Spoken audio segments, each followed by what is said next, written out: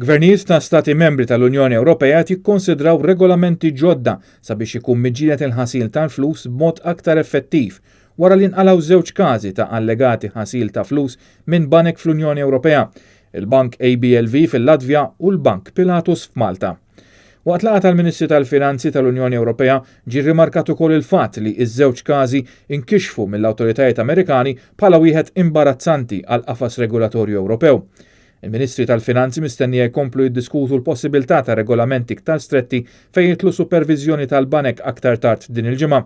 Uffiċjali tal-Kummissjoni Ewropea qalu li l-banek għandhom libertà sħiħa biex imexxu kapital minn pajjiż għal ieħor iżda l-qafas regolatorju għal kontra l-ħasil tal-flus u ta' kompetenza nazzjonali ta' kull pajjiż. Minħabba l-każ ta' Pilatus u l-każ ieħor li seħħ fil-Latvja qed jiżdiedu l-vuċijiet sabiex jitkabru l-poteri tal-Unjoni Ewropea fil-qasam finanzjarju. Uħud qed jissuġġerixxu twaqqif ta' aġenzija ġdida filwaqt li oħrajn huma favur li jingħataw aktar poteri lill istituzzjonijiet eżistenti fosthom l-Awtorità Bankarja Ewropea.